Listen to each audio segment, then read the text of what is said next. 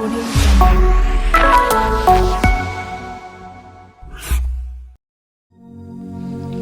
Shalom, peuple de Dieu.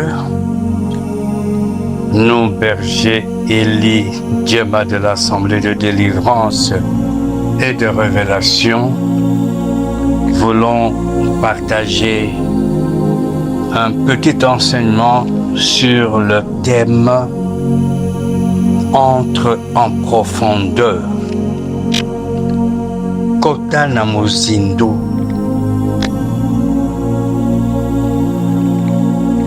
Entrer en profondeur dans la sanctification. Entrer en profondeur dans l'innocence. Entrer en profondeur dans la vérité et dans la justice, afin que nous puissions vivre la gloire de Dieu.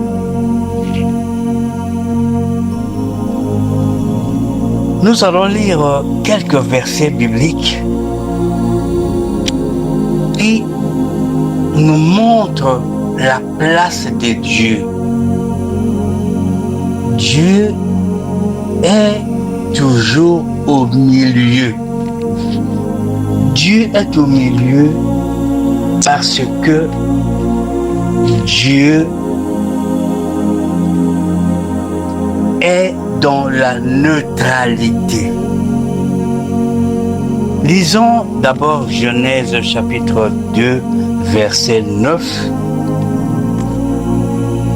L'Éternel Dieu fit pousser du sol des arbres de toute espèce, agréables à voir et bons à manger, et l'arbre de la vie au milieu du jardin, et l'arbre de la connaissance du bien et du mal.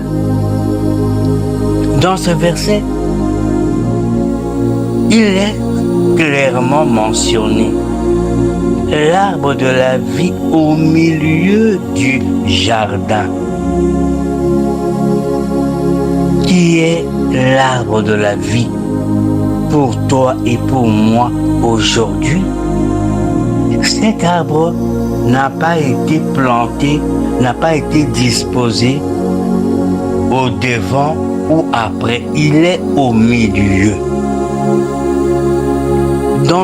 Dans Genèse chapitre 3, verset 3, il est dit: mais quant au fruit de l'arbre qui est au milieu du jardin, Dieu a dit: vous n'en mangerez point et vous n'y toucherez point, de peur que vous ne mouriez.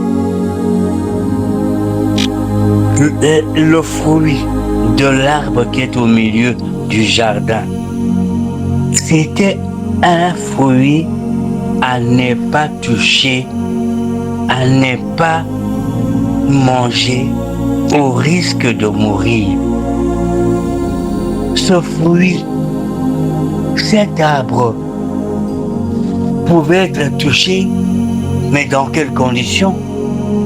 Pouvait être mangé, et dans quelles conditions? À cette époque, les conditions n'étaient pas encore remplies pour que Adam et Ève en touchassent.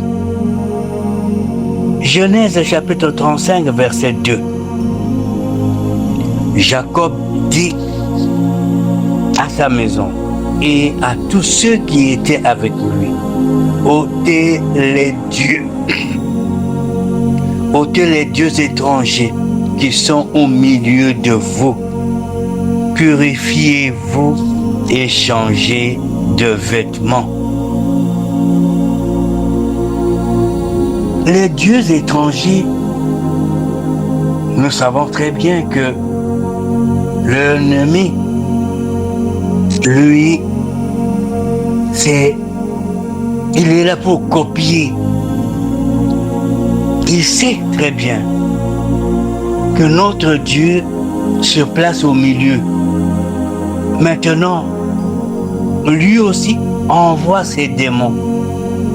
Lui aussi envoie ses dieux au milieu de nous.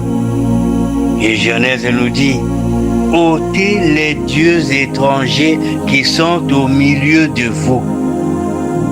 Nous devons toujours nous demander, mais pourquoi les milieux? Au milieu des heures, c'est-à-dire à minuit, au milieu des forêts, au milieu des eaux, se cachent beaucoup de réalités spirituelles. Considérons les versets cités si haut. L'arbre de la vie au milieu du jardin et l'arbre de la connaissance du bien et du mal au milieu du jardin. Le fruit de l'arbre qui est au milieu du jardin, Dieu a dit, vous n'en mangerez point et vous n'y toucherez point de peur que vous mouriez. Ôtez les dieux étrangers qui sont au milieu de vous. Exode chapitre 2 verset 5 vient encore renchérir qu'au milieu des eaux, au milieu de forêts, il y a toujours des grands secrets. La fille de Pharaon descendit au fleuve pour se baigner et ses compagnes se promenèrent le long du fleuve. Elle aperçut la caisse au milieu des roseaux et elle envoya sa servante pour la prendre. Dans cette caisse, au milieu des eaux, se trouvait un secret, se trouvait une vérité, se trouvait un élu, Moïse. L'Éternel opère, agit au milieu, puisque le milieu est le symbole de la neutralité. Au milieu des eaux, comme au milieu du feu, il n'y a que Dieu qui exerce sa souveraineté. L'Éternel précipita les Égyptiens au milieu de la mer, et le même Dieu permit aux enfants d'Israël de marcher à pied sec au milieu de la mer. Bien-aimés dans le Seigneur, il y a lieu de se poser d'une manière permanente cette question. Qui est symbolisé par l'arbre qui est au milieu du jardin? Cet arbre ne pouvait être touché maladroitement, donc dans un état de péché. Exode 29, verset 45 dit: j'habiterai au milieu des enfants d'Israël et je serai leur Dieu. Et Lévitique chapitre 22, verset 32, de dire: vous ne profanerez point mon saint nom afin que je sois sanctifié au milieu des enfants d'Israël. Je suis l'Éternel qui vous sanctifie. Ma prière pour chacune et chacun d'entre vous est que l'Éternel apparaisse visiblement dans vos vies et que sa nuée se tienne sur chacun d'entre vous et qu'il marche devant vous le jour comme une colonne de nuée et la nuit comme une colonne de feu. La présence de l'Éternel au milieu de nos ennemis et problèmes est salutaire. Maintenant que nous savons que lorsque l'Éternel est au milieu de nous, il agit, il libère, il délivre, il éclaire. Ignorer son importance est un manque de foi criant et une aubaine pour nos ennemis. Pourtant, dans Matthieu chapitre 18, verset 20,